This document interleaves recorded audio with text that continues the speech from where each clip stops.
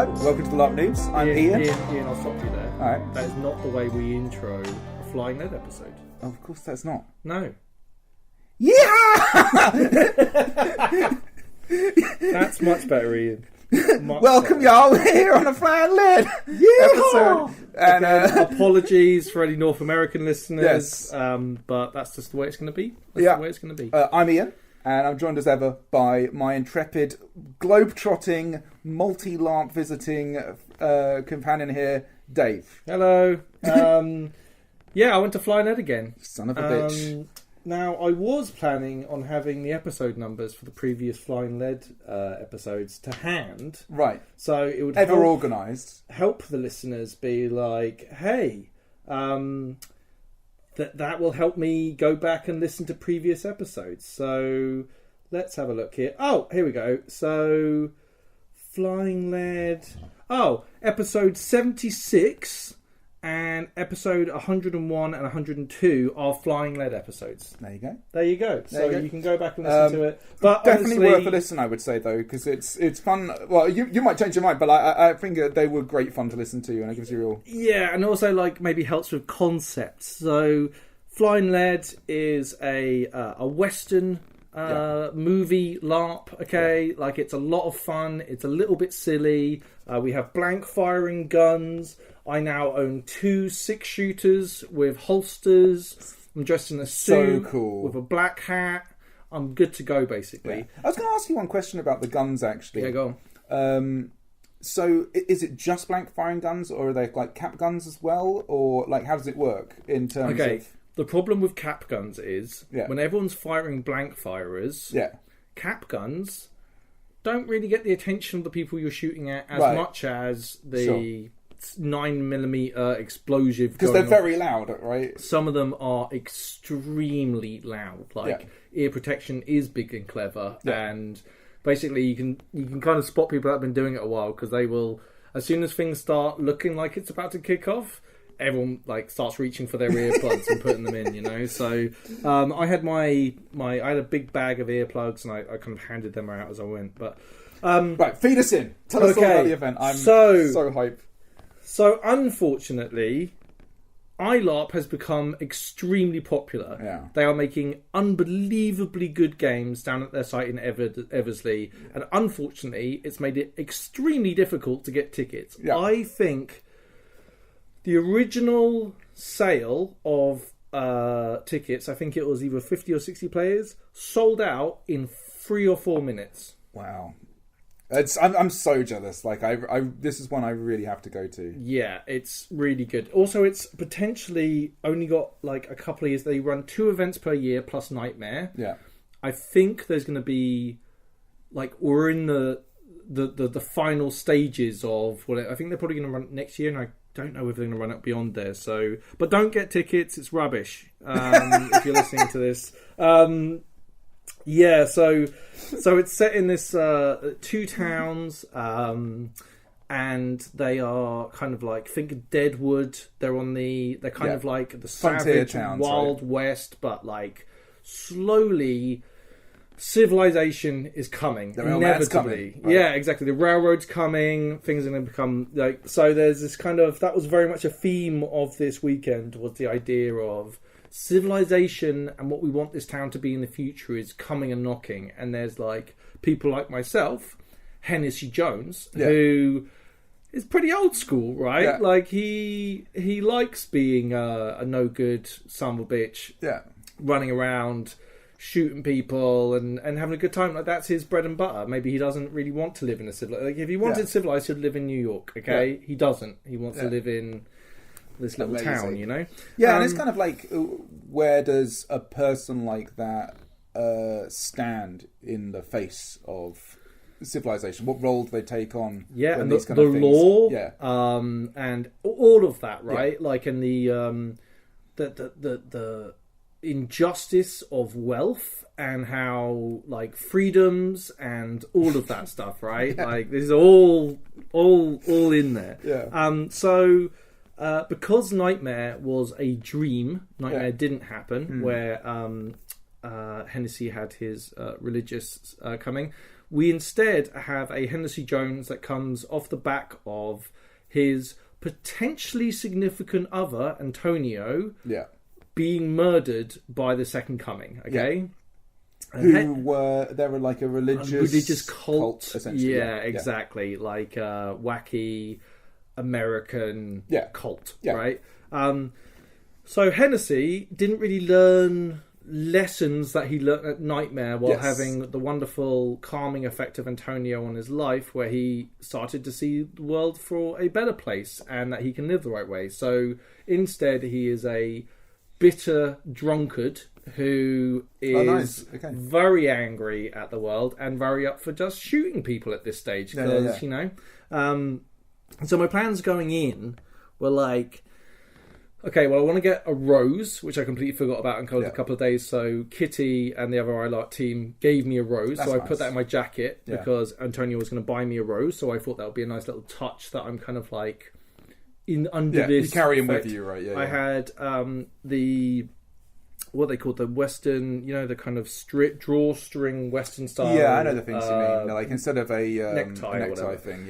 I had a black one of those, and I had a black armband, like a bandana tied around my left arm. Right. So it's all like in mourning, but kind of like just adds to the very much black hat aesthetic that I have, right? So I had thought a couple of things before going, which were like, what can I do with Hennessy? And I was like, well, I kind of want to murder someone. That would be kind of fun. Right. And potentially, does Hennessy survive the weekend? Like, he could die in a blaze of glory. Again, he's going to kind of look for opportunity and all this stuff. But basically, what I didn't count on is the events I have been to has built up Hennessy's reputation, and it's like Hennessy's part of the town now, so people know him. So it's kind of, he can't just like disappear. Well, it made me like, well, Hennessy's kind of got a life here, right? Like it's kind of, I don't know. We'll talk about that. Interesting. We'll get to it. So I had a few friends of mine that went to Nightmare and then arrived. So my friend Callum was playing the Mr. Taffy. Mr. Taffy, who is the heir to the Taffy empire, right? And like a very shady individual all round, right? And he's got his cohort of like Ellie and May, who were playing Eve, who is a one-eyed bandit, and what's the name? Bloody Nora, who was May, who's basically like just, you know, Bloody Nora, you know? And they made up the Sticky Hand Gang. Right. And I think, I don't know whether Nick, who played, what's his name? Oh my God, I've forgotten his name. Oh, I'm so sorry, Nick. But he played like a charlatan magician. I don't think he was officially part of the Sticky Hand Gang, just like Hennessy isn't part of the Sticky Hand Gang. Right. He's an affiliate. He's an affiliate, an independent contractor. So basically I spoke to Callum before, and we were like, he was like, hey, I want to know Hennessy before. And I was like, actually, I was thinking the same thing. So we came up with the idea that Hennessy had been hired by Taffy's father to bust unions. Right. And that's how he knew him, was like he had, done some rather questionable things on behalf of the Taffy Empire in the past. Sure. And he was a reliable man, you know. Yeah. So time in, I'm at the bar, I'm immediately gonna have a few drinks, and then Taffy walks in and goes, well, look, isn't it, if it's Mr. Jones, Mr. Hennessy Jones? And I was like, the young Taffy himself, growing up to be a man, you know? And like, we're having this conversation, and like, we were talking about, like, he was like, so Eve and Nora were like his henchmen, like they were like the kind of like his muscle type thing, and Taffy immediately hired me for work, right, to keep an eye on him, make sure that. So immediately, Eve did not like this. Okay, who the fuck is this freelancer coming in and being like, you know, we can protect you, Mr. Taffy. You don't. Well, who is this guy? You don't need this outside. You don't need him. Yeah. Like he's a mug, right? Like these small town fucking yokels. Like stick with us. So I immediately had like a big antagonistic relationship with Eve for the entire weekend. So I'd be like calling her One Eye or Cyclops and stuff like this, and she would just be like giving me evils and daggers and watching me everything I'm doing all the time, and we basically had this really antagonistic relationship, which was really, really good. Yeah. So they've been developing the site down at Eversley, and the church that I went to at Nightmare, they had built a roof on it and walls on it, and they were opening it up as the community hall, which will be used for all sorts of things over the weekend. But they had a big grand opening, and they let fireworks off, and it was just a really good time. That's right? cool. That's really cool. Yeah, really nice. They had music there. They had like a band who were just like playing throughout the weekend, adding just ambient awesome to the thing. That's really cool. All the classic cowboy stuff, like just created. And we talked about this on a previous episode of having like ambient sound and music. It just adds so much, especially when you filter it down into the background. Exactly. Man, this fucking rocks. I've got a couple of props. So I bump into my friend, the mad Sergeant Cole, who is a cavalry sergeant, and he's completely insane and is very violent. And but me and Sergeant Cole get on extremely well. Because you're a fully reputable member of society yourself. Absolutely. But there's a lot of affection there. There's this kind of like, previously there was a kind of love triangle thing with Antonio, me and him. Yeah. So there's a lot of love there, even if it's not like romantic, as much as these terrible people can kind of show that appreciation. So Ian, there is a scarf in front of you. Yeah. This is the gift that Cole gave me. Jeez, it's got blood all over it. Keep opening it up. You'll find it eventually if you open up enough layers. Jeez, it's got a scalp in it. It does have a scalp in it. He gave me the scalp of the Second Coming as a present. Wow, okay, amazing. And Hennessy liked this very much. He was like, "Thank you very much, Cole. This is a very nice gift." You know? Jesus, I was not expecting that. No, neither was I. But yeah, that is outrageously cool. That's really fun. And really fucking dark. Yeah. And I actually did. What's weird is before going to the event, I actually watched a couple of YouTube videos about scalping, and Jesus, it was definitely on the cards, and definitely European folks were definitely fucking scalping people, so that's legit. Jesus. So yeah, really nice. While I'm hanging around in town, bear in mind I've got my first client in Mr. Taffy. I said to him, I'll give you like $20, I'll watch it back, and he gave me 15 and said I'll give you another 5 if I survive, type thing. And bear in mind, like, that's quite a lot of money, right? Antonio left me $80, and I felt like the richest man in town. That's how little money I had. So $20 is pretty good for me, right? You need $30 by the end of the event to pay for your upkeep, if that makes sense, or you become homeless. So $20 is well on my way to fucking doing well. So I'm mooching around. I'm in the community hall. I'm Hennessying it up around, like, just generally I'm being a bad son of a bitch and being a little bit rude and a little bit kind of like weird. And then this guy comes up to me. He's got an eye patch on, and he's shit-faced drunk. Like, he's wasted drunk, and he's slurring his words, and he's just like, "Are you Hennessy Jones?" And I was just like, "Who's asking?" You know what I mean? Like, he goes, "Oh, I'm Ruben. I was asking around who the best gunslinger in town is, and they told me to find Hennessy Jones." Amazing. So that's so cool. So people had actually referred to me of all people, who is not a bad motherfucker, as the best gunslinger in town. That's awesome. Fucking amazing, right? So I tell you what's great is, and this is true of all role playing, is when you're trying to be the character, it's a collaborative experience, and you need people to reciprocate the experience the of myth, what you're trying to sell. The myth, yeah. I mean, like, I can't quick draw. I probably couldn't hit a barn door. But, like, people are up for being like, no, Hennessy Jones is a bad motherfucker. It's intimidating, and that's the way it is. Yeah. Like, who knows? He will shoot you. Who knows what he'll do? He's a bad man, right? So, really, really nice. That's so, cool. Whoever fucking said that, really appreciate it. And Ruben was like, oh, really, really unlucky type thing. Right. And I'm like, well, your luck's changed now, Ruben. Now you've met me. And I'm like, could I possibly pay for your protection? And I went, Ruben, give me $20 and I'll watch your back type thing. And this is basically a protection racket, right? Okay. Like, Hennessy is kind of going to do the bare minimum to keep this guy alive, right? Like, the absolute, Sure. like, he might come up to him and say, like, how you doing? Good. Like, he just gave me $20. Yeah. Doesn't matter if he lives or die at this stage. I've got $20 off him.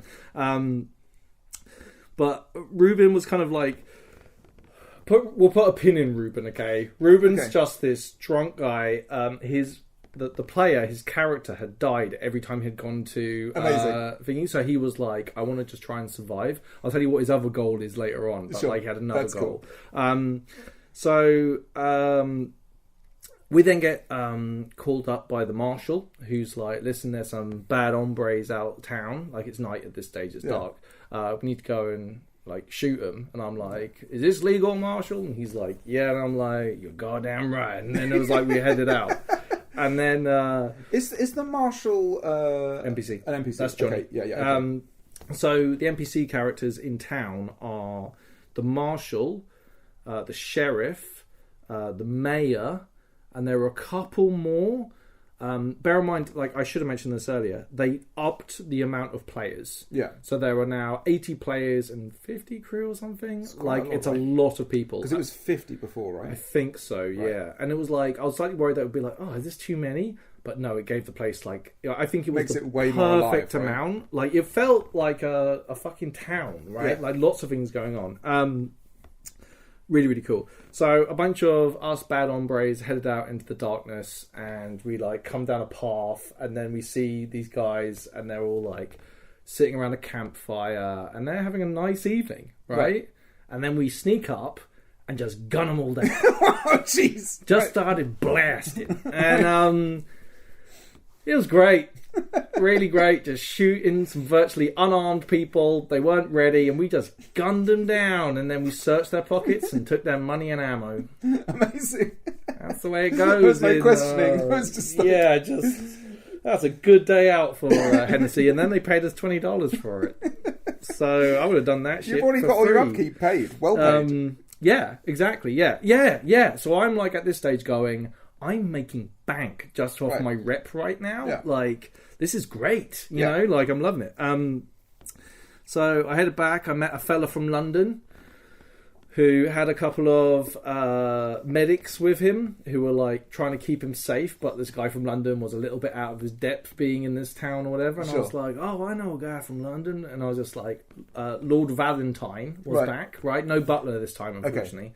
But so I introduced Lord Valentine to this guy from London because they got the same accent and therefore they should probably meet. And I was just like, so I was like introducing people. And then this Ruben comes up to me and is like, oh, sorry, Mr. Jones type thing. And I'm like, yes, Ruben. He's just like, a man called me like an arsehole. Could you deal with this? And I'm like, who was it type thing? And I had to deal with something already. So I was like, okay, now I'm done. So I went with Ruben.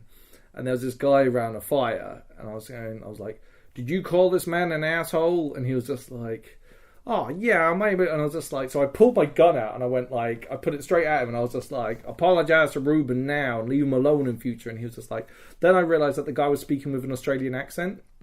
So I uncocked the gun and was like, are you Australian? And he's like, yeah, mate, I'm Australian. I was just like, oh, I am so sorry about my, socially, the social dynamics of it. And I was just like, if he's Australian, then he calls everyone an asshole and it's not a problem. So I put my gun away and I was like, no need to apologise, Ruben. This is what I'm here for. Yeah. Let me know type thing, okay? Yeah. But Ruben's already like getting out there and getting into trouble, you know? Okay. He's going to make you earn that $20 by the end. Well. So there's this big mover and shaker called Mr. Dalton, okay? And he's from Texas. Okay. And he's got loads of money. Okay. And he's like investing heavily into the town. Okay. And it's like, who is this big city folk type thing, you know? So obviously Hennessy approaches him and it says like, how much protection have you got? And you know, you got to be careful in this town. Accidents happen all the time. People just get shot out of nowhere. Okay. And then he gave me $20, and I was like, "Thank you very much. I'll keep an eye out for you." But again, 100% just a protection racket. A protection racket. Yeah. We'll put a pin in Mr. Dalton as well, because he's a big character coming up. Then I bumped into my cavalry friends. What's his name? Sergeant Goodwill, who's like one of the more. I think he's in charge of the cavalry. There are a few cavalry guys there. Everyone in the cavalry, by the way, is a sergeant of some description, or you know. Is the cavalry sort of like they're actually all players? Okay, they're all players. Well, most of them are players. I think there were some exceptions, but the ones I'm talking about are all players. Because when you're is this like a part of character creation? Is there any way that's represented, like being a part of the military, or is that? I think they're gunslingers. Okay, but like, dude, like, oh my god, the characters in town, were like this time period, is like the Victorians. There's a bunch of other stuff. There's like charlatans. There's like people that like proper like trackers with like fur jackets. Amazing. There's like. It's a really interesting part, especially that fictional version of it, or that sort of cinematic version of it. Is like this American melting pot. Yeah. Like, there's a German doctor there, Dr. Schmidt, who used to be a doctor on like medical doctor, but now he's a doctor of the mind. Okay, and he's there to like help people with their mental health, but in a very German late 1800s type way. Okay, amazing. So everything's about the relationship with your mother and father, and like all of that. Like, really, this guy's like smashed out of the park. So I bump into Sergeant Goodwill, and he's like, and Sergeant Cole's like, I'm worried about him, and I'm like, what do you mean? What are you worried about? He's fine, and like he's shit-faced drunk, and. Sergeant Goodwill's actually like one of the only professional members of the fucking cavalry, okay? Like, he's one of the most upstanding people in the town, right? Okay. And he's like really, really drunk, and like he looks at, we see his gun, and or Cole was like, look at his gun, and then it was like he took his gun out, and it was like rusted, and there were no bullets in it, and it was in really poor condition, and I was just like, yeah, I'm worried about him too now, and it's just like interesting. So we started talking to him, and he's he's been through a lot, right? Like a lot of people have died in his watch and all this stuff, and he's stationed out here, and it seems as though it's just got the better of him, and he's like taking responsibility for all these people that have died, and how it was his responsibility and he should have done better, and all this stuff. It was just a really nice frontier cavalry officer. Like, he's just seen too much, right? And we're all like, no, like, Goodwill, you're a really good officer. Like, you're actually good. You know, a really, really nice playing with that guy. So later on in the evening, fuck, Nick, I'm so sorry. I can't remember your character's name. It's so bad. It's on the tip of my tongue, but I don't. Yeah. Anyway, he comes up with a magic trick. Okay, where he teaches a guy to catch a bullet in his teeth. Okay. So everyone's standing out on the main strip, and there's the guy standing at the far end, and the marshal's got his gun out, and just like, I don't know if this is a good idea or not, and I was just like, hey, I'll shoot him. So he gave me the gun. Jeez. And then they gave me a countdown, 3, 2, 1. I just pulled out and just BAM! And then he immediately falls back down like he's been shot in the head. Okay. So people come rushing over, being like, "Oh my god, you shot him!" And then it's like, then Nick managed to get some sort of thing, like a bullet wound in his forehead, and then out of the forehead they pulled a card, which was the card or whatever, like it was like a card reveal. Okay. And everyone was like, "Hey, you missed," and I was just like, "It ain't my gun. I was aiming for his mouth." Do you know what I mean? Like, and just proper Wild West, good times, really fun, like, just, you know what I mean? Oh, he was alive. Oh, he was alive. He survived. Yeah. He wasn't dead. Yeah. But again, I got to shoot someone, and that was a good time. Mr. Dubois running around. Is he still your? He's my lawyer. He's still your lawyer. So he tried to. oh, you can pay me $50 and I'll look after you. I was just like, $50? Mr. Dubois? And I was just like, then he started talking about Dalton. Right. And how he doesn't quite trust Dalton. And I was just like, I'll tell you what, I'll keep an eye out for Dalton if you do your services for free. And he was like, okay, type thing. It was like a good deal. So basically, I was planning on possibly shooting an NPC the next day. Whoever I didn't like the look of was probably going to get shot in town. That was my thinking. So I wanted to have like a lawyer so I could get protected. And Mr. Dubois had got Sergeant Cole off for murder last time, who had punched a man to death in town. Right, okay. And they had charged him for murder, but Sergeant Cole didn't mean to kill him, so therefore he was allowed to go free because he didn't murder him. It was manslaughter, but they didn't charge him with manslaughter, so Cole walked free. Okay. So amazing. Justice has been done. He just beat a man with his bare hands. Lots of drunken shenanigans. Had a really good time. Again, like... I'm pretty frazzled. Today's the Tuesday. I got back on Sunday. I've been working since, so I'm pretty frazzled. There were so many good experiences with so many different characters. Thank you everyone for taking me seriously. Amazing. Anyway, went to bed. Saturday morning. Yeah. Get up, have a little bit of brekkie, and head to town. And there's a town hall meeting in the community centre. Okay. All the movers and shakers are there. So you've got the mayor, you've got the marshal, you've got the sheriff, you've got a doctor who's one of the senior people in town, all these different people, the general store guy, like everyone's there with some benches laid out for the rest of us. And basically, they are ironing the fucking mayor out like something special, okay? They're giving him all the shit. They're like, security is really bad, like, we're not getting any supplies to the town because they're being raided by bandits. We don't have a school. We don't have this. They were going to use a community centre for school. But the person who paid for the community centre was none other than Mr. Dalton. Okay? So he's sitting over the other side, smug as pig shit, right? Because he's the guy that come in and really, he believes in the town, right? Yeah. Like, and he's investing money, and the mayor is like this good for nothing, and everyone's being mean to the mayor. So... Out of interest, did the bandits start showing up around about the same time Mr. Dalton started paying interest in the town? Well, we'll get to that, Ian. Okay. Spoilers, Ian. I love it. It's so good. Hennessy Jones loves our mayor. Under the mayor, ammunition is cheaper than it would be usually because he put a discount on it. So I like the mayor, and I think the mayor's a stand-up fella. Okay, so... I speak up and I say how great a job the mayor's doing, and everyone keeps arguing on and stuff like this. But eventually, the meeting ends, and then we're told, so there's a bounty. There's someone to go and shoot, right? Over the Saturday, so much happened, and there were so many gunfights. I'm going to blur many of these gunfights in my memory into one gunfight, or bits from gunfights into other gunfights, because there were so many and I shot so many people. It kind of blurs into... Okay, all right. But we head down and we walk out of the town, and then we head down through the fort and we go down into the valley area, okay? There's like two hills either side and like a valley area in the middle.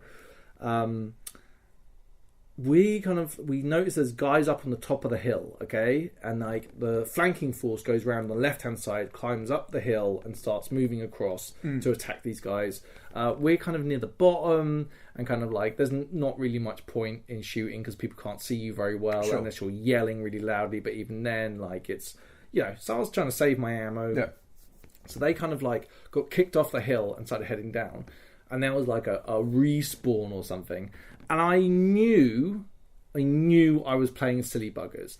But Johnny had said in the briefing, which was excellent, by the way, the ILARP briefings are excellent, that if you get caught, you don't have to die, you can get captured, and this could lead to rescue missions and other plot stuff. Okay. So I'm in this gully with a doctor, okay? And the doctor's like, we got to go. I'm like, no, I'm going to wait here. And like, I start blasting, okay? So they're trying to come around, and they charge, and I shoot like a bunch of them the way in. Bear in mind, I've got two pistols, and they're both singing, okay? Okay. And then I'm like, click, click, click, click, and it's just like dead man's click, and I'm like, oh shit. So I'm like, I've been shot, and I like fall down. I'm like, hey, I'm gonna wait here, and as soon as I get close, I'm like, I put the guns down. I'm like, hey, he's there. I'm unarmed, you know. Yeah. So then they take me hostage, and Amazing. I'm like, so this one little lady has 2 guns, my guns that are both empty, pointed at me, and I'm like, hey, you know there's no bullets in them guns. And they're like, shut up, you know, like, so they're like, they march me off up the hill, along with the doctor who's also been taken. Oh, Tom, who's playing a fucking, the crew, shoots me in the leg. Shoots me in the leg. Because he's like, fuck this guy, I'm going to shoot the guy in the leg. So thank you very much, Tom, for just unnecessarily shooting me in the leg. Okay, so... Same way to be shot. Well, I'm like, now you have to fucking help carry me. So we head up to the fort, and the players are at the top of in the gateway, and I'm like, I'm being as nonchalant. I'm like, fuck you guys, like I'm being rude, like I'm basically thinking they didn't get the big Bowie knife I had on my belt, right? So I was just like, when can I turn around and just start stabbing people? And how many people can I stab before? Like, I'm shot again, right? Yeah. Like, this is what I was thinking the entire time. So they start negotiating with who I will now refer to as the McCaw boys, okay? Okay. A couple of fellas, the McCaw boys, who kind of I became friends with. I'll mention them now. They're players as well. They're players. Okay. They don't publicly go by the McCaw boys because that's their criminal name, but I'm going to call them the McCaw boys for the benefit of this story, okay? Amazing. Again, I should have said this at the start. I'm going to go for a whole bunch of in-character stuff. Like a whole heap load because it's a really good story. If you don't know this and you go to these events, you do not know any of the stuff. Please, use your discretion. Like, it's important if we're going to keep doing these. That's the way it is. The McCaw boys, okay? They're negotiating.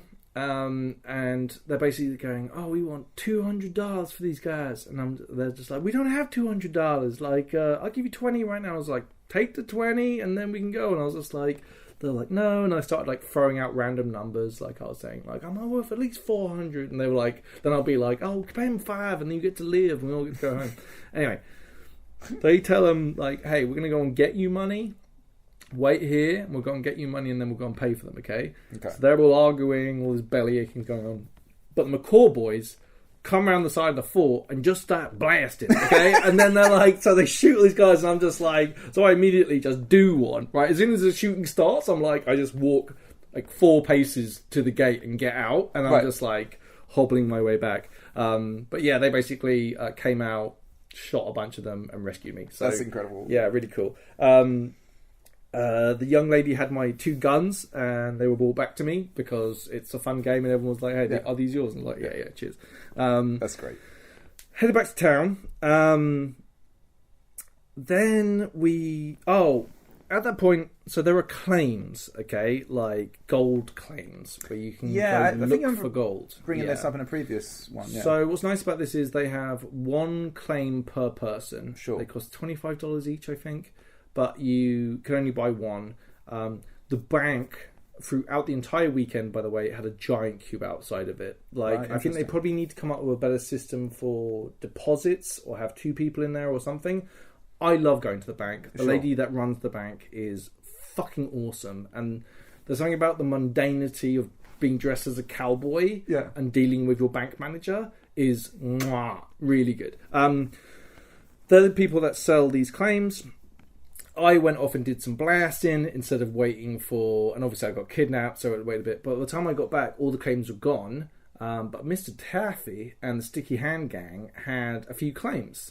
So I was like, hey, I'll come out with you. So Bloody Nora had her traps, and which are like little boxes, and you like tie them with a piece of string onto some stuff so that you leave them, and then they get replaced by furs. So she was laying these out. There's a bit of confusion before about how the claims worked. Basically, the claims work as though there's a stick with a number on it. You have that claim. You dig around in the dirt and you find these little nuggets of gold. Okay. Oh, that's cool. Really cool. So we hit 1 claim up. pull out a bit of gold out of it, like a little chunk type thing, like a little bit. Then we go to this other claim, and there is so much fucking gold. Like, they are pulling out gold after gold block after gold block, like these little nuggets, right? They've got handfuls of these fucking rocks, okay? Amazing. And we're like, so they're like, we should go back to the other claim, because, like, this is a lot of gold, okay? Like, maybe we missed some, right? While this is going on, I can hear, like, gunshots going off in the background. So,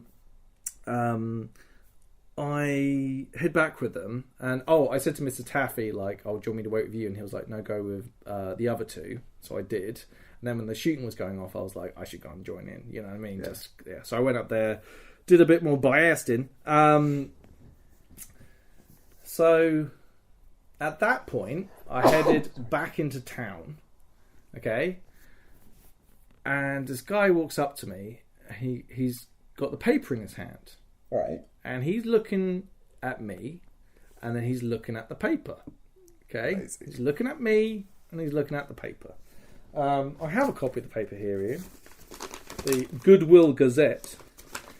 This is a mighty fine paper. All the news you could possibly hope to find. Now, Ian, would you like to look at the back page for me? Oh my word, you've literally got a wanted poster in the paper. Have a picture of your face. Do you want me to read it, Ian? Yeah, go on.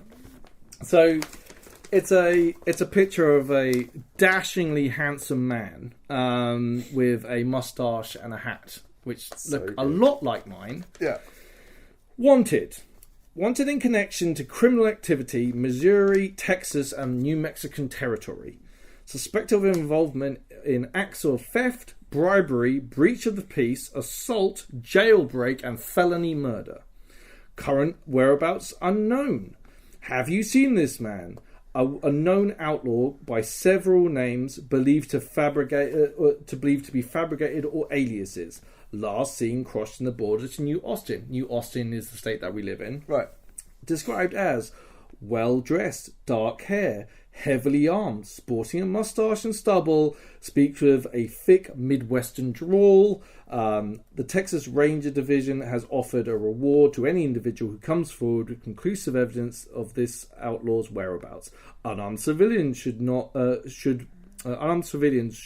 beware not to approach or interact with him for their own safety. Please seek the nearest federal or state representative if you have any information as this dangerous suspect's location. Amazing. So, did you know anything about this? No, not a Scooby. So literally the first thing I was just like, so I got the paper and I was just like, this fella looks nothing like me. So good. Yeah, I don't know who this guy is. Like, the jawline's all wrong. Do you know what I mean? Like, I showed the Sergeant Cole, and he was like, yeah, he doesn't look anything like him. And he's just like, he even got the same hat as you. It's just like, no, that ain't the same hat as me. It's exactly the same hat as me. It's literally me in the picture. Yeah. So I'm like, oh shit. Okay, like, it's so good. Hennessy Jones has been rumbled. Right. So everyone in town. So for the next couple of hours, people kept showing up and putting a gun in my back and saying like, hey, is this you? And I was just like, that ain't me. And I got in touch with Mr. Dubois, and I was saying to him like, hey, I need to sue this paper for libel. Because they're around, like, people seem to think this fella looks like me.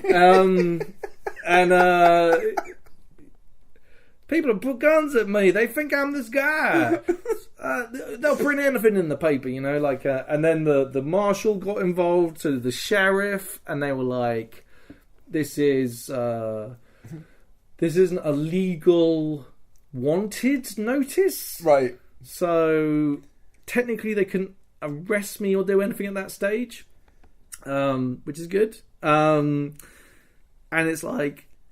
100% this is Hennessy Jones. Yes. Like 100%. All those crimes, definitely did all of them. Probably multiple times, okay? Like, bravo. Really, really good. Eddie made the paper, didn't tell me about it. That's so good. So good.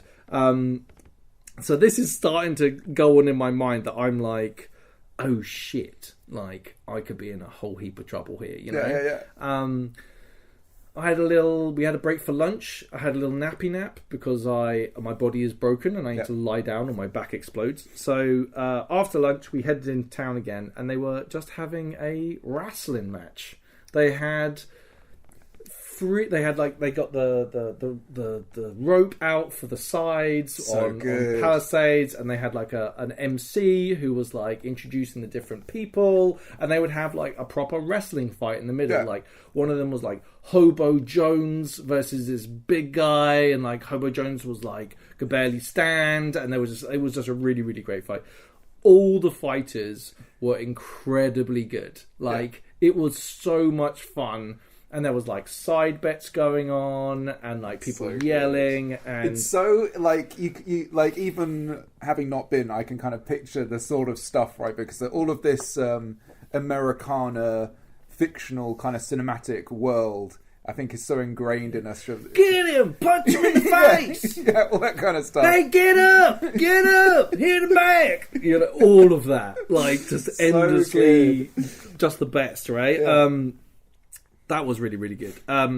So a guy showed up and in a top hat and was like, "Hey, I need help finding. I need people to get my supplies back. Like some bandits had stolen the supplies that were coming to the town, including my own supplies, and I need a posse to get back." And I was like, "This paid work?" And he was just like, "If you get the supplies back, I'll pay you." So I was like, "Okay." So I was like, I rounded up a few guns. So I got Eve and Nora. Who else did I get? I went to see the Hannigans.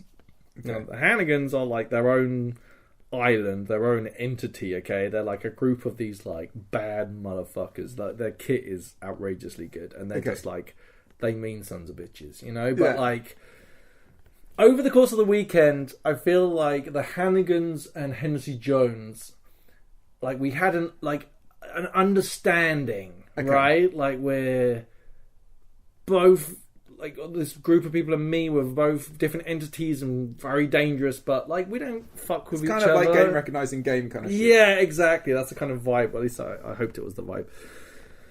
Get a few of them to come along, and we head off, and we find a bunch of bandits. They're protecting the there's like milk jugs and a crate. We just start blasting. Shoot, Mordecai. That's the name of Nick's character, Mordecai. Okay, so there's a whole bunch of shooting going on. We're jumping from tree to tree, shooting people. We shoot a bunch of people. They have a re-wave, and Mordecai gets shot. Okay, and he goes down, and I'm like trying to protect him. I'm also trying to like speed reload my guns. Like I literally have practiced speed loading my guns, by the way. This is how much into it I am. Okay, amazing. I'm getting faster at reloading because it's a pain in the ass reloading a fucking 1800 6-shooter. Sure, of course. Like it doesn't the thing doesn't break. Yeah, you have a little slidey thing, and it's each barrel you have to. Anyway, it's a pain in the ass. So I run over and I'm blasting. I managed to rescue Mordecai, bring him back. Bandits are defeated, okay? Right. I'm going around, you loot the dead, and I see this one fella, okay? And he's lying on the ground. And I walk up to him, and I'm just like,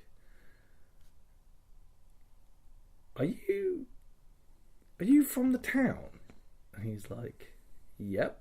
And I'm like, hey, I need a doctor over here. And then they were like, he's like, I'm very much dead. And I was like, what? He says, yeah, my throat has been slit.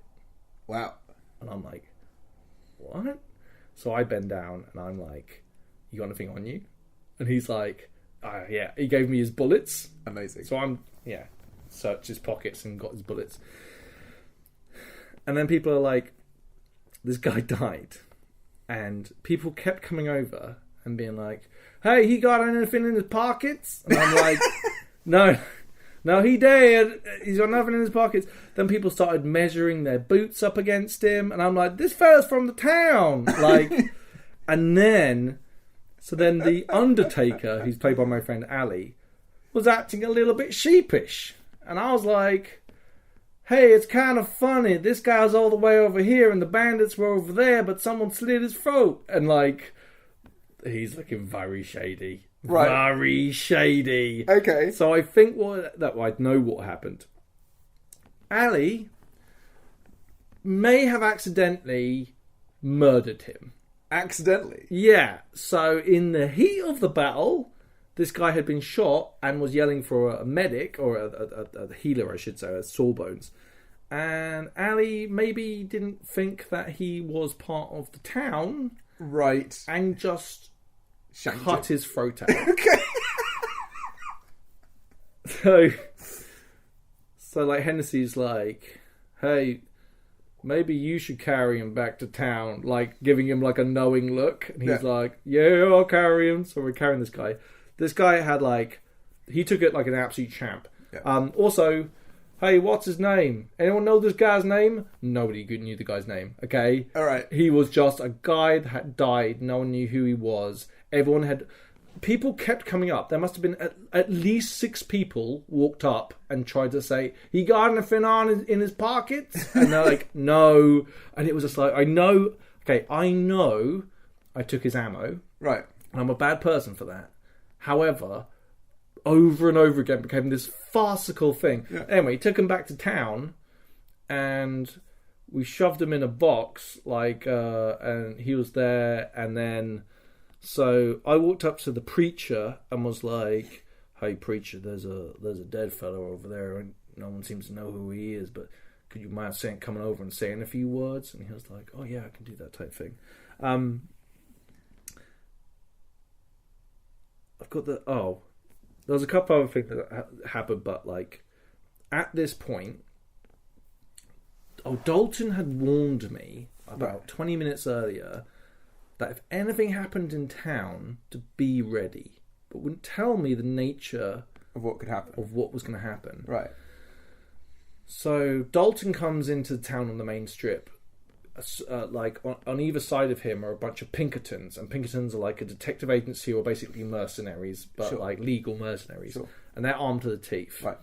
And he yells out, "Mr. Dubois!" And Mr. Dubois stops and he turns around and goes, "I'm your Huckleberry," which I love because it's the line of fucking Tombstone, which is, mwah, yes, you get to fit that line in. Love that.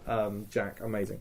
So he turns and he's just like, "I'm your Huckleberry." And they're like, he pulls out a wanted poster. And the wanted poster is clearly Mr. Dubois.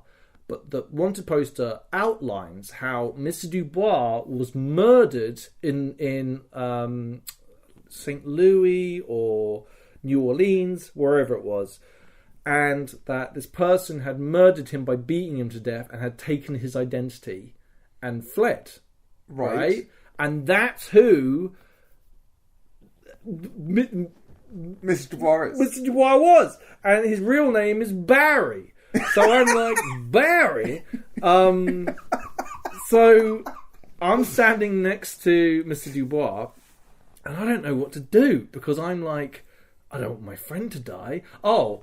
I turned to face him, so I was facing behind me. I pulled my pistol out and I kind of like offered him like low, like this. Like I was like, hey, you want this? And he like shook his head, and I was like, okay. And I put the gun back in my pocket because my frame's quite big, so I've got a jacket and stuff. Yeah. But yeah, I offered him a gun to see if he wanted to blast his way out of there. But so he turns around, and they basically have this big chat where they're like, hey, wanted dead or alive. And then Mr. Dalton just says, take him. And then one of the Pinkertons steps forward, lifts up his 9 and shoots. And Mr. Dubois' throat explodes. They had a squib and blood literally just sprays out of this gunshot wound in his throat. Like, it got him shoot. Like, literally exploded. Like, it was like visceral. This lady was screaming behind me. And they shot him. Then Mr. Dubois pulled out one of those tiny little, what they called derringers with the over under, and he pulls it out and fires a couple of shots and he wings Dalton, but then he's on the ground and he's like, he's trying to speak and he's dying and everyone's like in shock and like running around, and then he dies. And it's like, Jesus, I'm gonna need a new lawyer, right? Like Barry's dead. Barry's dead. Barry, Mr. Dubois, I mean Barry, whatever your name is. So we take his body over to where this other dead fella is in the kind of like the coroner type. Well, it's not coroner, he's a gravedigger, but we lay him down. The priest comes over and he's starting to do his eulogy for the unknown guy. Right. And then Mr. Dubois comes over, who's this big celebrity in the town, and completely overshadows this poor guy's fucking funeral. And everyone's like, oh, how sad it is that Mr. Dubois is dead. Barry. And this other unknown guy is just lying in the coffin, just yeet him in the fucking ground. Do you know what I mean? Like, fucking brutal. It's the worst way to die I have ever seen, but the player really took it on the chin. He was fucking amazing. It was really funny. Yeah. I guess stuff like that really sells the brutal nature of that kind of, there's part of that mythology, isn't it? I think it was because it got to the point of farce. Yeah. Like, it got to the point where it was just so dismissive and so ridiculous that this guy, like, I think we stripped him naked as well, or that was part of the law, and then we just throw him in there, and someone stole his boots, and it was just, Yeah, he's in on it, right? Yeah, oh yeah, it was really funny. But, and then his own funeral was overtaken by Mr. Dubois' fucking death, but amazing. So good. So,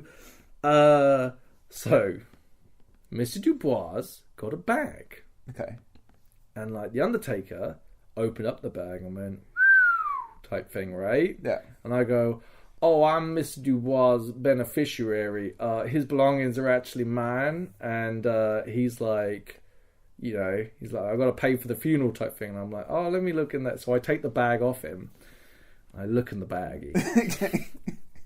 And there's some legal papers and stuff like that. There's a ring, which looks quite shiny.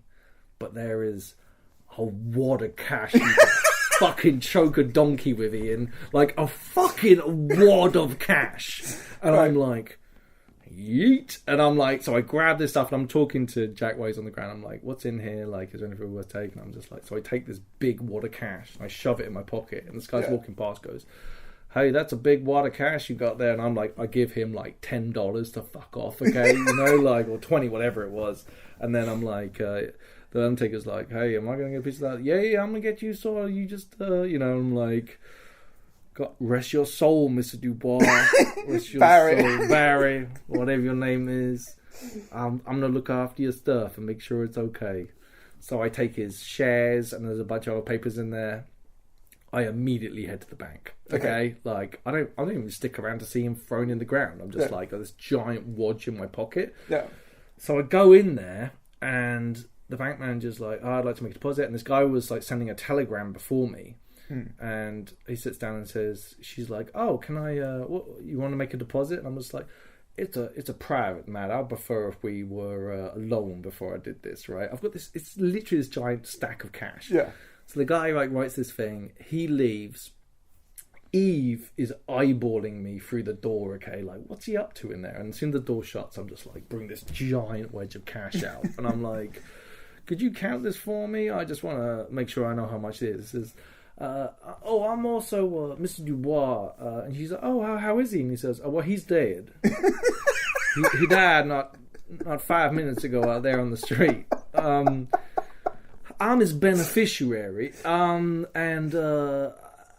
I'm here to take over whatever accounts he happens to have with the bank. And she's like, she's like, where did you get all this money from? I'm like, oh, well, some of it, Mr. Dubois. The rest of it I've been saving up for a while. And I thought I'd deposit it all at the same time. Like, absolutely sus. 100% sus.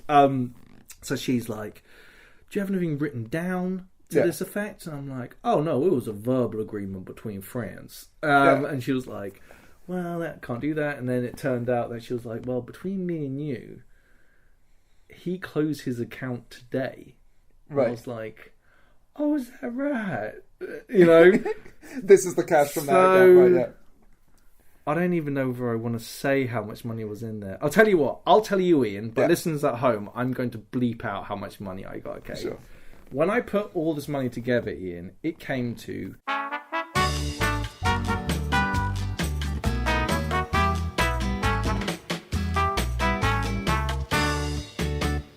That's a lot of money. That is a lot of money. So, we've mentioned the amount now. Yes. You know how much. Yeah. So, just so to give context to things, how much, like, what will $10, for example, get you? Okay, well, $30 will pay for your downtime. Upkeep, yeah, in the... it's $1 a drink at the bar. Okay. It's like... yeah, so... Right. Okay. The economy is now broken, okay? Yeah. And I'm like, what can I do with this money? Right? Yeah. And she's like, there's a bunch of different ways you can invest in the town. Like, you can help rebuild the bridge. You can invest in, like, mining stuff. And I was like, man, I want to do something with this money. I should also mention at this stage, I bumped into Jack afterwards, and they were talking about, I went, dude, I took that money, I put it in the bank, but I'm going to do something cool with it. And it was just like, okay, cool. He's told me, or they told me, that when they were dying, they had reached up and said, coal, bag, coal, but was dying so much no one understood, and he died. So the bag was actually meant to go to Cole, but Hennessy had intercepted it. Hey, look. To be fair, the Undertaker would have taken it anyway, so better with Hennessy, who did like him rather than Cole. If you listen to this, you might be a little salty about that, right? Yeah. But that's the way it is. Hey, no will. That's the way it is, right? It's got to be faster. Hey. It's the quick and the dead out there. See an opportunity. The quick and the broke. I might well be dead. So I've got this big stack of cash now. Right. And my entire thinking on the world. So, OC, or maybe IC. Okay, what's Hennessy going to do? Right. This thing just came out in the paper, which is a spitting image of him. Sure. He has just received a very large amount of money. Right. Realistically, Hennessy Jones is getting the fuck out of Dodge, right? Like, he's heading to California or wherever and disappearing, or Mexico, wherever the hell he's going, okay? Yeah. But he's gone. But I like playing in the town, and therefore I'm going to keep playing, right? So,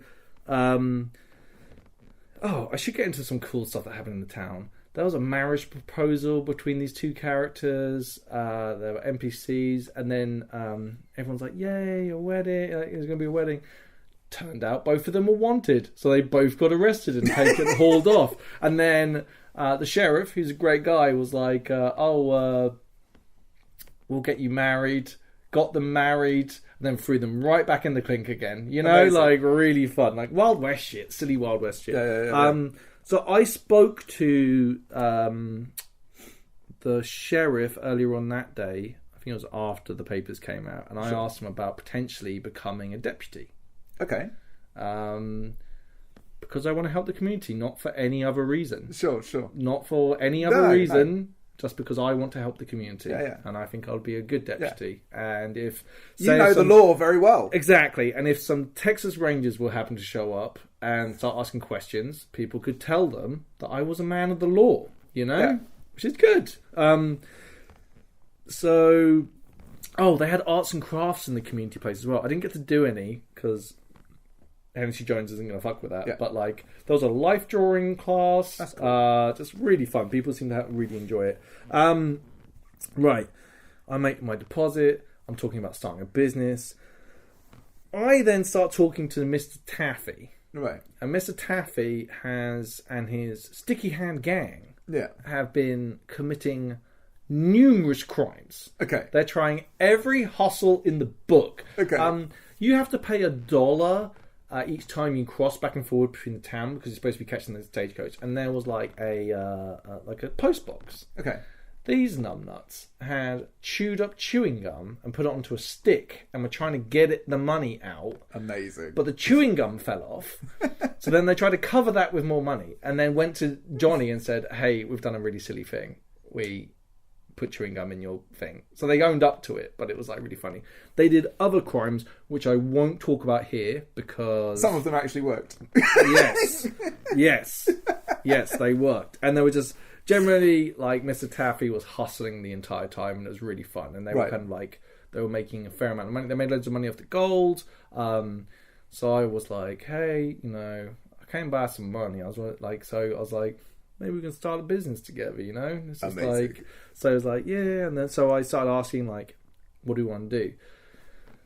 We had an idea for a certain type of business, which I won't go into because there's some stuff about, like, I want to talk to the organisers about it, about the nature of that business. There's, like, how the business is going to work, what it means. Sure. It'd be really cool if it did happen, but I can't really talk about it at the moment. Sure, yeah. So we had this idea for a business, went to the bank manager, was like, I want to do this. How do we do this? I want, like, a physical adding to the strip business, okay? Right. Like a property. They were like, well, we need to speak to the land realtor. They'll come and negotiate it with you. And I kind of went through the whole plan with them. And then I spoke to Johnny about it. And then later on that evening, literally the land letting person came up and we had a whole meeting about how much it would cost per month. And we were like talking about it. So we weren't going. The offer was that we wouldn't be able to get a building, but they might be able to get us a tent. Right. So we were like, hey, this is too much. Maybe give us a discount. And they're like, okay, we'll give you a discount on the thing, and then a discount for the first 3 months or whatever. So we're like, this all sounds great, and we're like pretty excited. I had wanted to get the local preacher involved in this business, to add a little veneer of legitimacy, like a 10% share, but enough to be like, hey, this is a legitimate business because we have this preacher involved. But as I'm talking to the preacher's like, hey, you have to let the rival businesses know in town. And I'm like, this seems very un-American. Yeah. Like, we don't want to do that. And then few little things here and there, but me and the preacher have previously got on very well. Okay, we saw off the second coming together. Like, yeah, I'm a complicated man, but I respect the preacher. He's the only person I took my hat off for God's sake.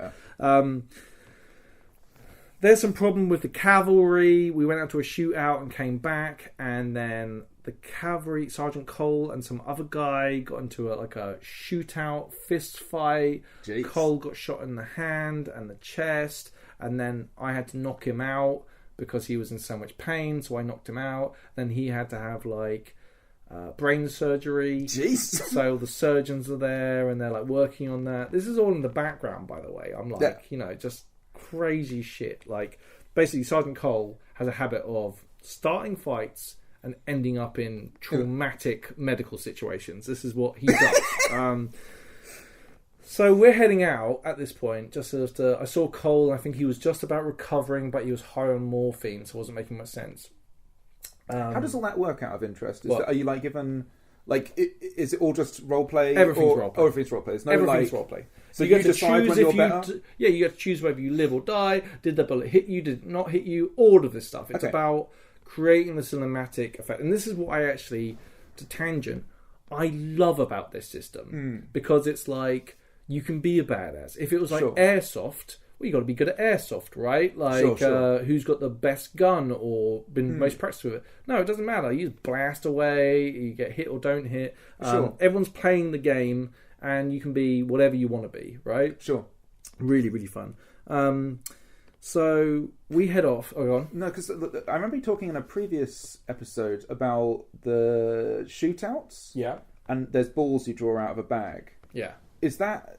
Because that's actually like a live or die kind of thing. So, yes. So there is a mechanic in the game. At high noon, yeah, if you get called out, I'm calling you out for high noon, which happens once a day at high noon, and only 2 people can be involved, and they shoot each other, and they're the ones that draw out the bag. Is that like the only kind of way that's involved? There are other ways. I think if you're badly wounded in some way, then that also happens. But you kind of decide if you're badly wounded? Well, I get to, as a gunslinger, I get to draw out the bag, and if I don't like the result, I can put the ball back in and I get to do it again. Sure. So effectively, if I bring out a dead one, I can just put it back in and do it again. Sure. Or if I'm feeling really crazy and I pull out one where it doesn't even hit me, I could put it back in and say I die, right? But what I mean is, if you go down to the setting, you get shot, you get to decide if it was a winging shot or you got shot in the chest. Or whatever, right? Yeah, exactly. And then if you're shot in the chest, then that will determine if you'll have to draw out the bag. No. Potentially. I got shot multiple times and never drew out of a bag. I have not drawn out of a bag since attending. That's very much of your own business. And I feel like if you wanted to, you could just be like, I'm shot really badly, could I draw a ball out the bag? Oh, okay, cool. So it's like a decision you make. Yeah, so like... That's kind of cool. Well, it was like... Well, when we told Johnny about the guy that died, yeah, it was like, a guy died, and it was like, what do you mean a guy died? And he says, well, he had his throat slit, and it was just like, oh my, how? Right? Like, you know, you kind of choose when you die in this game, right? I love it, dude, because you get to choose when you go. You can get shot 1,000 times, and if you're role playing, it's still fun. It's film stuff. Yeah, well, it's like there's that a bit in The Quick and the Dead where I think there's like this Native American who is like in the gun duel, and he gets shot like so many times, and he just keeps getting back up, and he's like, you know, like he can't be killed and stuff. It's like there's all that kind of mythos that you can do, right? I think there's a certain level of like cooperative. We always talk, me and you talk about this a lot, how all role play is cooperative. Yeah. If you're viewing role play as a solo activity, right? Like if you're going, I am going to be completely invincible, and I'm going to no-sell everything that happens, that comes at a cost, right? But having a mix, and anyway, it works. I think it's great. It sounds amazing. So we head down, and I think the setup is there's a shootout down the valley. So me, Ellie, and Nora are heading down there. We're kind of near the back, and we see this big shootout going on, driving them off the hill and driving them down into the valley and then back up to the hill. Right. And I turn around to them and I'm like, okay, safe or dumb but really fun. Right. Right? Like really dangerous, but it could be cool. Yeah. And they were like, oh, fuck it, let's go for the dangerous one. So I lead them up the hill to basically go where they're being driven to. Amazing. So we head up there, just the three of us, and we're like sneaking around, and then we see them. And how many are you talking about here? Well, down the bottom, it's hard to say. There were at least 4 or 5 when we came up and like got the jump on them. And like there was a bounty, so we went out to shoot the bounty. So I was just like, hey, bounty in the leg, and I shoot her in the leg. Cool. Bunch of other stuff, and then so we're blasting. Then the whole bunch of bandits come from the way we came behind us. They shoot Nora. Nora goes down, and like me and Eve are like sitting there looking at each other, and it's like, you son of a bitch. And then they say, I'm going to give you the count of 3 to put your guns down. And he goes, 3. And I go, 2, 1. And we both blaze of glory and turn and just start shooting. And then like, and like we get shot down, and like we shoot a bunch of them. And it was so cool to do the blaze of glory, you know, like we're going to get shot, but it doesn't, like we're going to do it anyway. Like, I'm not putting my gun down for anyone, you know, like type thing. The goodies came along and like started shooting. They rescued us. I got rescued by a couple of medics. Not medics. I should not use the word medics because that's the OC call. Doctors, Sawbones. Yeah. One of them, it was their first LARP. There were a bunch of people, by the way, that it was their first LARP, and so many of them smashed it. Like, they were so fucking good. And there were these 2 women, and they were both doctors, and they were like a double team, and they were great. They just were so good. I'm so impressed by like how people can just go to LARP, and even if you're internally going like, I have no idea what the fuck I'm doing, and stuff like this. For me as a player, they're like, you fucking rock. Like, they were so fucking cool. So yeah, we did a bit of a blaze of glory. That was fucking great. We then find out the guy's died again. The same guy has been murdered by somebody else. So he was there, and they're like, certain people who I won't say who, were like, hey, are you from the town? And the guy's like, yes. And they're like, that sounds like something a bandit would say. And then they go, hey, look, a bear. And they shoot him. So we carry this dead body back. Right. And then on the way back, there's a shootout. So we just unceremoniously dump him by a wall. And he's like this dead body again. It's just like, oh my God, this poor guy. At least this time he got buried with his clothes on. Did you get his name? No.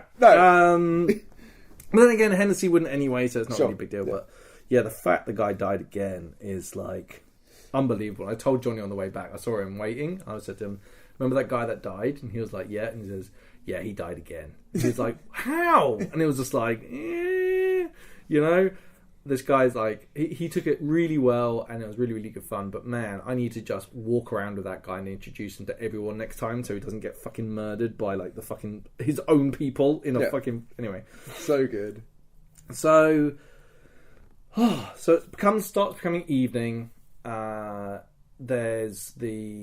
Turns out there's a bunch of cavalry people who are the baddies. This is main plot stuff. I wasn't heavily involved in it. Turns out Dalton is a baddie. Right. He's the one that's responsible for Surprisingly. all of this. Surprisingly, yeah. Yeah. I haven't worked that out yet. In the morning meeting when we were talking in the community hall, I had spoken up for the mayor, and I had also said that we shouldn't pull our petticoats down for whoever's got the most money type thing. We shouldn't be bought sold. And he said then, well, I paid you $20, so everything here is bought and paid for, Yeah. And now I was rich. I was this stuck with me. So I saw him in the bar, and there was this reporter lady there called Florence Broker, and she's very British, and so I walk in there and I'm just like, hey, Mr. Dalton, I thought about what you said today in the meeting. And he was like, yeah, and I was just like, so I took $20 out and I put it on the table and I went, not everything in this town's for sale. You know what I mean? Amazing. So Florence thought I was a really honourable guy because of this, and was like, so she's going to help me out, promote my new business. Right. Because Hennessy Jones is such a great guy. Upstanding citizen. A man of his word and principle, right? Yeah. Brilliant. Okay. So then, now we're going to talk about the great coat heist. Okay. Mr. Taffy has a very elaborate jacket. Okay. And a little top hat. Okay.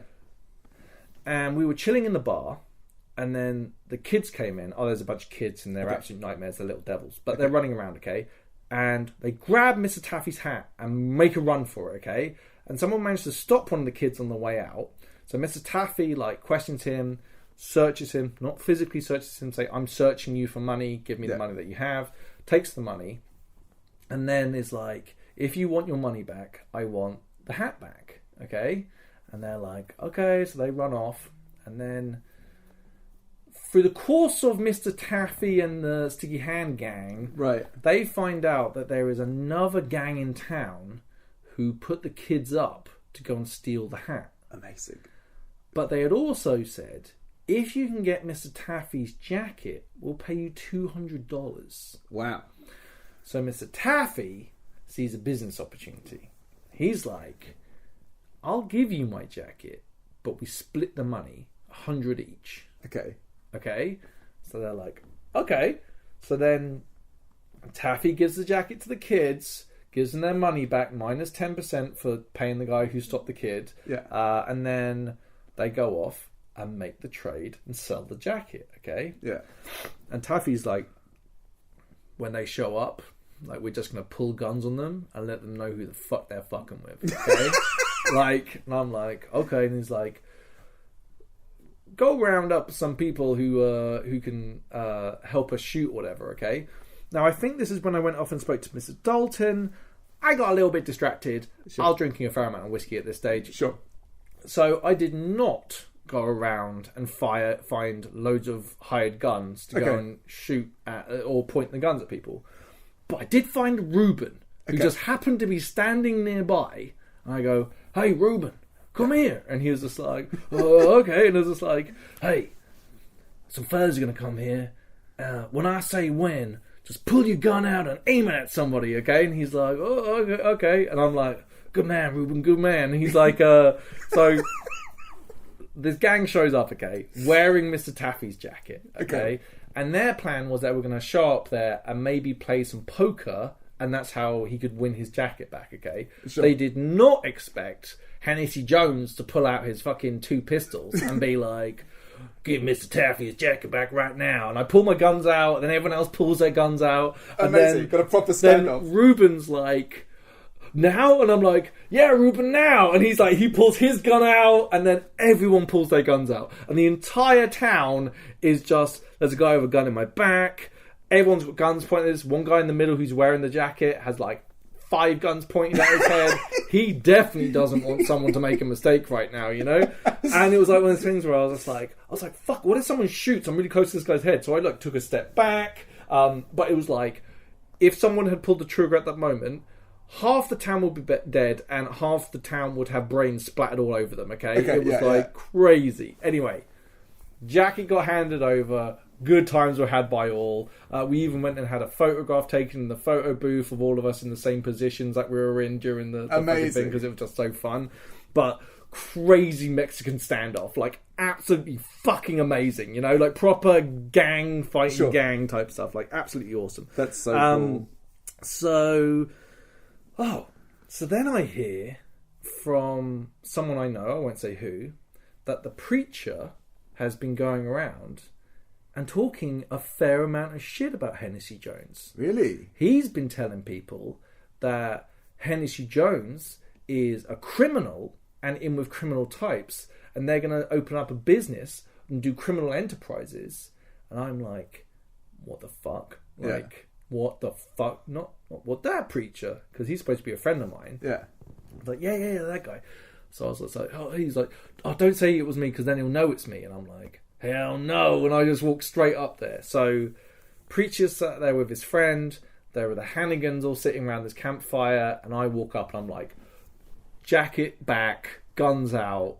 And I'm just got my hand on my gun. And I'm like, hey, I hear you got something to say about me. You know? And I'm like asking him questions. And he's like denying everything. And then I'm like, so I was saying to him, like, after everything we've been through, I remember when we were stood against the second coming, me and you, and I stood beside your side and I defended you and stuff. It's like, I really laid it on thick. Yeah.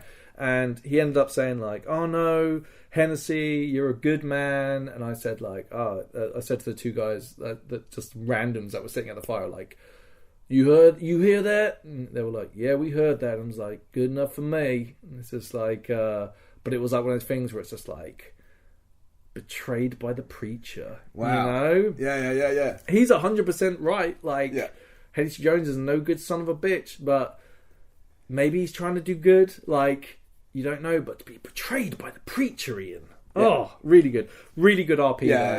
Really good antagonistic. The visualization of that, you can see it. It's so like, just great. And then towards the end of the evening, a young lady came up. We were sitting around the table, and she had some smut for us to look at. Amazing. So we paid a little bit of dollars in exchange for us making loud noises about how great the smut was.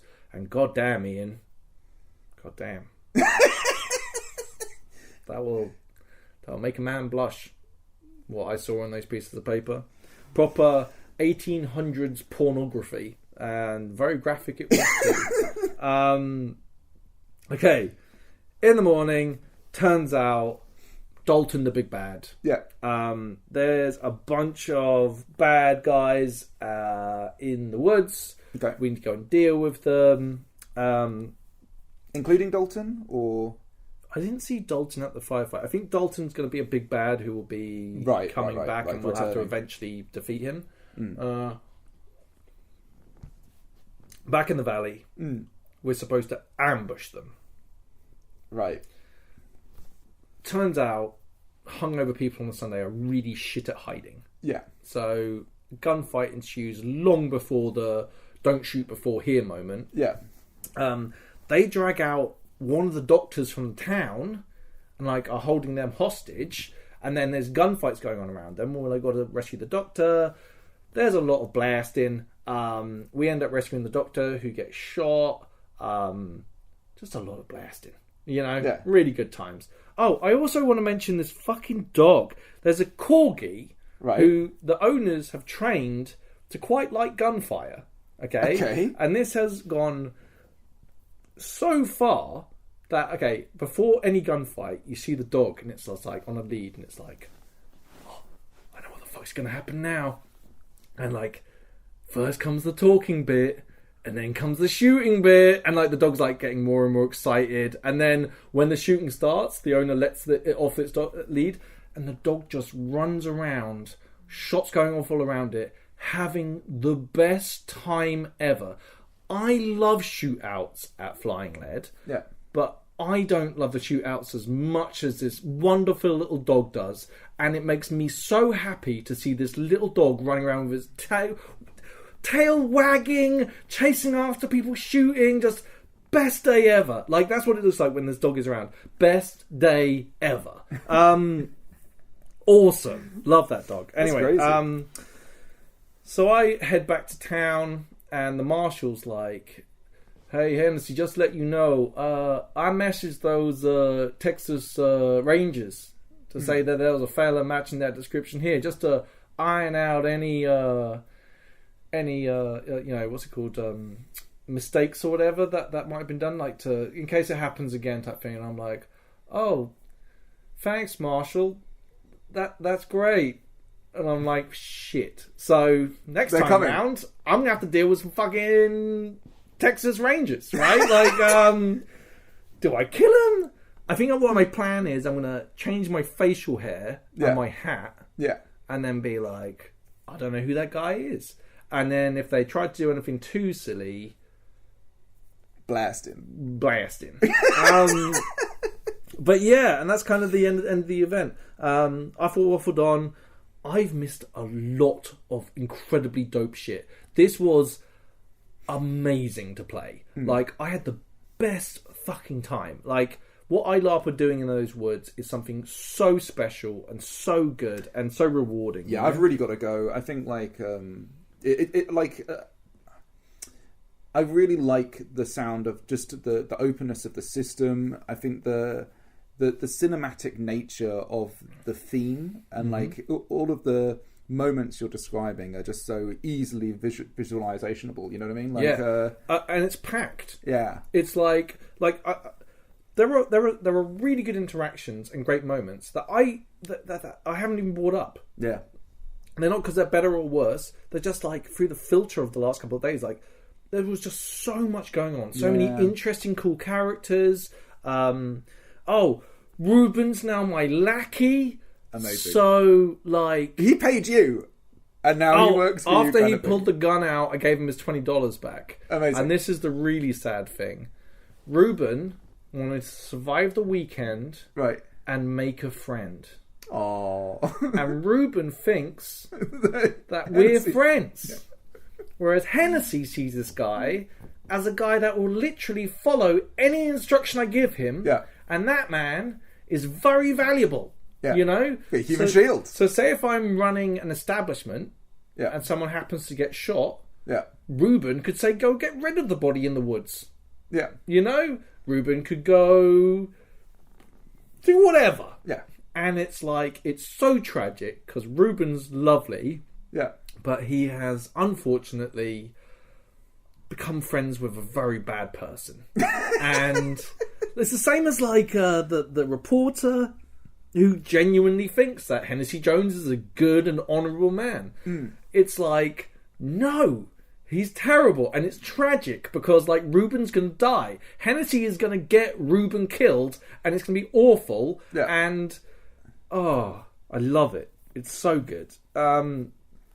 Yeah, man, it sounds amazing. Like, I'm so jealous. And like the mythos of the character you've made as well is just so good. It's so good. And the thing is, there was a previous segment in the previous episode where you blanked out a little bit of information you told me. And it was interesting to see that information coming back in the newspaper. Yeah, it's like the mythos and lore of Hennessy Jones, and also like legit, like, obviously, I am not a bad, scary motherfucker by any stretch of the imagination. Yeah. Hennessy Jones is, and people completely respect that in game, and it's like, it's so nice. Like, I don't really play antagonistic characters ever, so it's really weird to be able to play a antagonistic character that people take seriously that does float this fine line. Like I was talking to the guy who plays Lord Valentine afterwards, and we were talking about Hennessy, and it's just like, is Hennessy a bad man? Because Hennessy kind of is very bad. He does a whole bunch of dubious stuff, but is he a sweetheart underneath all of that? Because I do nice things for people. I don't really talk about them now, but like there was a couple of guys that were broke, like the McCall boys. Yeah. I paid them because they were broke. Yeah. I paid the Hannigans because they didn't get paid for the job where we got the supplies, and I said, hey, Hennessy Jones always pays his debts. Like, paid. Well, there's that whole kind of honor among thieves, kind of like a code to live by. And it's like that code can be sort of, you know, darkly sort of tinged, but it's it's also like now Hennessy's got money. Yeah, there is this possibility. Yeah, for like. It changes Hennessy a lot. He now doesn't need to work for whoever can pay him to keep them alive. He can now try and go straight effectively by running a business. Unfortunately, he's in business with Mr. Taffy and the Sticky Hand Gang. Sure. And they are definitely going to be doing some crimes. Yeah. Definitely going to be doing some crimes. But like the memory of Mr. Dubois, how helpful he was, Barry.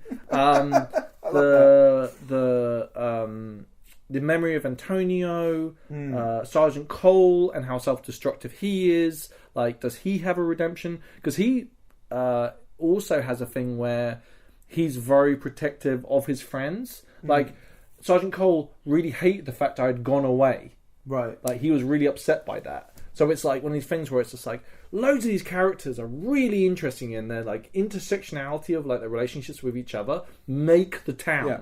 Like, I got interviewed by the sheriff with the other sheriff or sheriff deputy, but both of them interviewed me and asked me 3 questions, and I answered the questions, and I passed. Right. So I am now a deputy. I'm going to get a badge next time, and I'm going to be part of law enforcement in the town of Sweetwater. Yeah.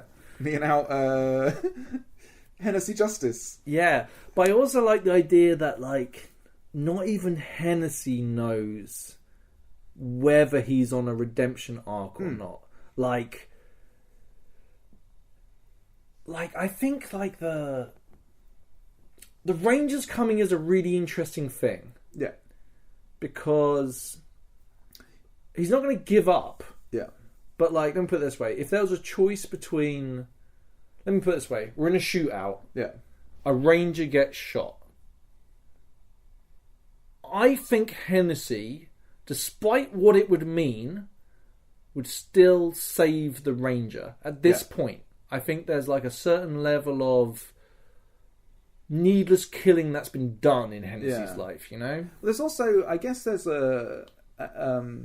it's almost got that kind of 310 to Yuma kind of style thing where like going out on your own terms and like you kind of decide your epitaph almost, and there's I think they're like that kind of idea of well Dalton as well is like a really interesting thing because Hennessy didn't like the idea that he can be bought or sold. Yeah. Because I think that also represents this idea of the town coming in like and becoming civilized and becoming not what it was and maybe losing some of what makes the town special. Like, I would also be curious if these Texas Rangers showed up, who would pull iron to stop Hennessy from leaving? Like, I don't know. It's so hard to say. Like, with the Hannigans, with the Sticky Hand Gang, with the McCall brothers, like there are so many characters. And what would happen if that happened? I honestly don't know. And also I think a lot of that stuff as well, the interesting thing is it probably is dependent on the moment and the circumstance. And I think that's what makes these kind of very grey and morally grey characters interesting, is that it's not easily definable, and that you yourself don't know until the moment comes, you know? Oh, absolutely. I think, like... And the character will guide you to whatever the correct outcome is, because that's the outcome that you'll live, and that's the outcome you'll live with, which is how those kind of characters are. I said to Johnny that I was like, hey, I don't know whether I want to die, like, because obviously if they show up and are like, hey, we're just gonna kill you, what does that really mean? Yeah. So I was like, well, you know, I don't really want to die, but then I might die. So Johnny was like, hey, you won't die unless you do something really stupid. And I was like, do something really stupid, you say? You know, like that's an interesting thing to say, you know? Like, I think that's the thing, though. Like, and it's the same in anything, you know, if you're game mastering something, right, you often give people options, right? Mm-hmm. And you show people various doors, and ultimately they choose if they want to see what's behind that door. And sometimes you even sort of open the door a little bit and show them what is behind it, and then ask them if they want to walk through. And that there's a lot of that goes on in sort of these kind of experiences. I think, like, this is what I like about this system. I thought about this a lot afterwards, was like, the freedom of, like, I get to choose when I die, and I can make that as epic or poignant or whatever I want to do, as much as I like, and I love that, you know. And also, all the other characters get to interact with that moment however they want as well. Like, you have agency over your experience and all of that kind of stuff, but everybody else then gets to branch off and ripple off that however they desire, right? I love the town. Yeah, it sounds incredible. I wanted to stay as Hennessy Jones and just live that life, right? By the way, can I say the long hair, the mustache, everything? You're looking fantastic for the part. Yeah. All the photos. You're really, you're looking amazing, dude. I had a young lady say that there was genuine whiplash when she heard me use my real voice, because it was like, no, that's Hennessy Jones, he speaks a certain way, and it was like, oh no, he's just some fucking middle class boy from Cambridge. It's a bit like the first time we met Callum, and of course he was playing Sinwig at Empire. I've only just got used to that now. Like, now I'm totally. I've seen the many faces of Callum, right? But like when the first time I remember, he spoke to us in this Varushkan accent, and I was just like, and then he dropped it for his regular voice. I was like, this is blowing my mind. One thing that's really we're waffling out this stage, guys, but how cool it is having people enjoy your character and you enjoy other people's characters, and it's just like I said, it's cooperative. You're building the experience and narrative together, and what comes out the other end is so complex and compelling. It's fucking amazing. And I think actually taking the time to tell other people who you've shared a length of game with that you're enjoying what they do and you appreciate what they do, I think there's actually that's a really cool thing about the hobby, is that everybody speaks well of each other, and if they like a thing, they'll tell you. And I like that, and it's something I try and do, and I think it's a really good part of the hobby to actually just let people know that you actually really do enjoy what they're putting out there. I think it actually really helps, because you don't know how someone else's kind of levels of self-consciousness are. Like, people can seem very confident, they can seem very extroverted. I think the reporter and those two medics that I was talking about, all of them were like new to ILARP, and were kind of doing their thing out of their comfort zone, but like from my point of view, were great additions to the town. Like, we're absolutely killing it, and it's kind of, I think that's one thing that I want to kind of make sure I understand when I'm RPing, is like, people have faith in yourself that people are enjoying what you're doing, especially if you're doing it in like a giving, fun way. But let's draw it to an end, because we could get talking for hours. I've got a really busy time coming up. It's LARP after LARP after LARP after LARP after LARP. I've got Northern Kingdoms in a few days. I'm off to then it's, what's next? Is it Empire? And then I'm off to Prague. For a really heavy one. And then there's like a Northern Kingdoms player event. Second Breakfast, with the little halfling hobbity people. Jeez, so there's a lot going on. Also, we made a project last year. We did. A video project, Can't Craft, Won't Craft. Hopefully you'll be seeing that very soon. Very soon. In fact, it might be out now if you go and check our YouTube. It might be out now or just about to be. Yeah. But yeah, me and Ian go head to head in a crafting challenge. Yeah. We had fun. We got a wonderful lady called Frankie to go and edit it for us. She did an amazing job trawling through all of our many hours of goofery. Watching us for 10 hours or something and then having to cut that down to 20 minutes. Yeah. Hopefully everyone will enjoy it. Imagine like a video version of this level of waffling. Yeah. But like... cut down to good things. Yeah. Stripped down to the good. goodness. I say good with... the best bits. Yeah. Thank you so much to our patrons. Yeah, incredible. Ian, do you want to pick one at random? Stuff on the top. Kevin McGregor. Yeah. James Lesser. And then Daniel Wild. Actually, I don't think we've done Charles Yarnold. I don't think so. Charles, I don't think we've mentioned him before, and he's been supporting us for ages. So, hey, thank you so much.